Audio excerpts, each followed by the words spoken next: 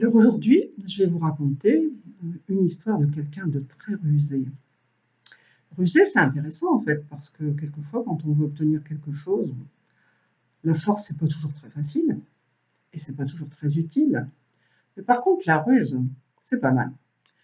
Donc je vous raconte l'histoire d'un homme qui marchait sur une route. Cet homme était un soldat, il avait fait une guerre au loin.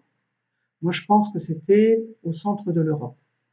La guerre était perdue, mais il s'en fichait bien. Ce qui comptait surtout, c'est qu'elle était finie.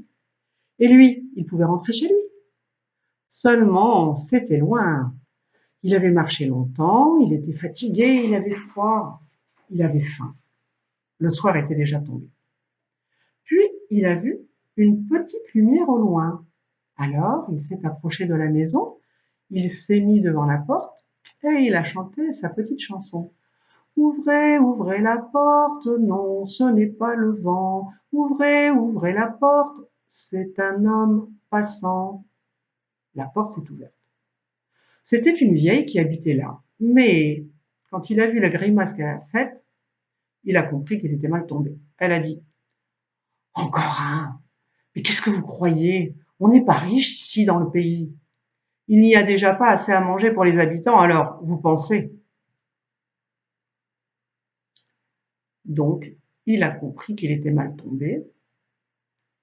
S'il faut qu'on s'occupe de tout ce qui passe, quand on n'a rien, comme toi, on se débrouille. T'as qu'à manger de la soupe aux cailloux. Et clac, elle a fermé la porte. Lui, il s'est retrouvé dehors, dans la cour. Il a baissé la tête. Et alors, par terre, juste devant ses chaussures, il a vu un caillou. Il l'a ramassé, il l'a fait tourner dans ses mains, puis ça lui a donné une idée.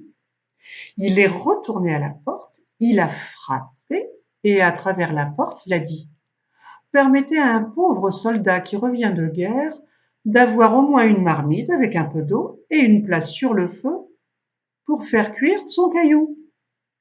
La vieille, elle a ouvert la porte. Elle n'en croyait pas ses yeux, il était là, debout avec son caillou. C'est qu'il avait l'air sérieux. Alors elle est rentrée chez elle, elle a pris un chaudron. Un chaudron, en fait, c'est une grande casserole. Elle l'a rempli d'eau, elle a posé ça sur le feu, puis elle a dit: Voilà. Et puis il est entré.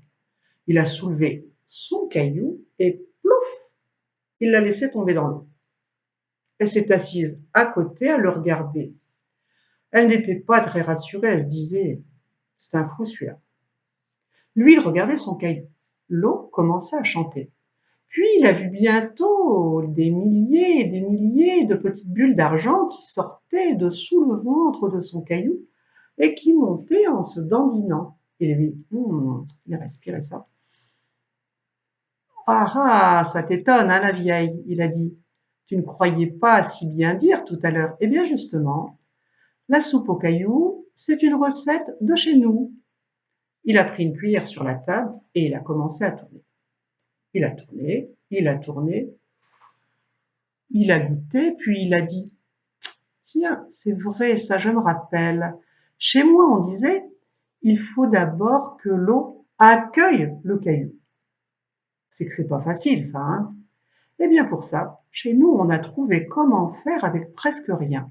Chez nous, on met juste un peu de sel. Mais bon, s'il n'y a pas assez de sel pour les habitants, tant pis, on fera sans sel. Oh, elle a dit la vieille, bon, un peu de sel, c'est pas le diable quand même.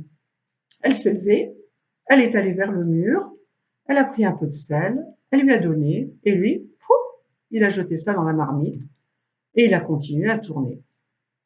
Il a goûté, et alors, il y eut tout à coup un parfum étrange qui s'est répandu dans la cuisine. Puis il a dit: Ça y est, je me rappelle. On disait aussi le meilleur, c'est ce qu'il y a à l'intérieur du caillou. Seulement, il faut aller le chercher. Et ça, pour l'eau, c'est pas facile. Oh. Pour tourner autour d'un caillou, ça, elle sait faire, l'eau. Mais pour rentrer à l'intérieur, il faut l'aider. Chez nous, au pays, pour aider l'eau à entrer dans le caillou, eh bien, On ajoute un oignon, mais bon, oublions. Oh, elle a dit la vieille, il faut pas exagérer. Un oignon, je vais voir, j'ai peut-être bien encore un oignon, moi. Elle va derrière, elle fouille, puis elle revient avec un oignon.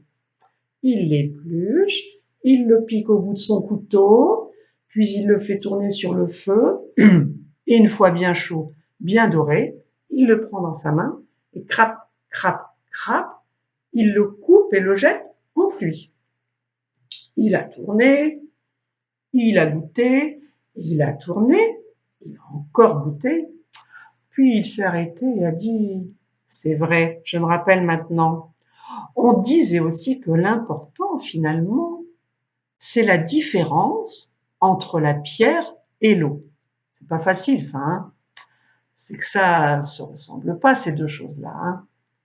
Eh bien, chez nous, on a trouvé un tout petit rien pour aider l'eau à rentrer dans le caillou. Non, ça, on ajoute un peu de farine. Mais bon, enfin bon, s'il n'y a pas de farine pour les habitants, il n'y en a pas pour ma soupe. Oh, il ne faut pas exagérer, elle a dit la vieille. Elle s'est levée, elle est passée derrière, elle a cherché, elle a fouillé, elle est revenue avec un petit sac de farine qu'elle a posé sur la table. Et lui, il a enfoncé la main dans le sac et il en a sorti de la farine et tout doucement, il a fait de la neige sur son caillou. Il a tourné, il a goûté, et ça a commencé à cuire, à épaissir. Maintenant, ce n'étaient plus les petites bulles d'argent qui montaient. Oh, c'était des bulles énormes.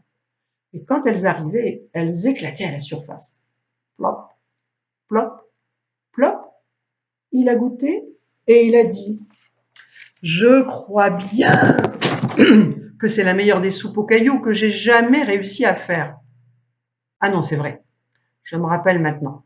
La meilleure, c'était chez nous. Oh, on avait eu de la chance. On avait eu de quoi mettre un morceau de beurre dans la soupe aux cailloux. C'était quelque chose. Mais bon, c'est vrai, on est dans un pays ici où on ne sait peut-être pas ce que c'est que du beurre alors. Oh, ça suffit comme ça, dites donc, dit la vieille. Qu'est-ce que vous croyez? Qu'on ne sait pas ce que c'est du beurre ici? Peut-être. On n'est pas des arriérés tout de même. Elle s'est levée, elle est repassée derrière, elle est revenue, elle a posé un morceau de papier tout froissé sur la table, et lui, délicatement, il a écarté le papier.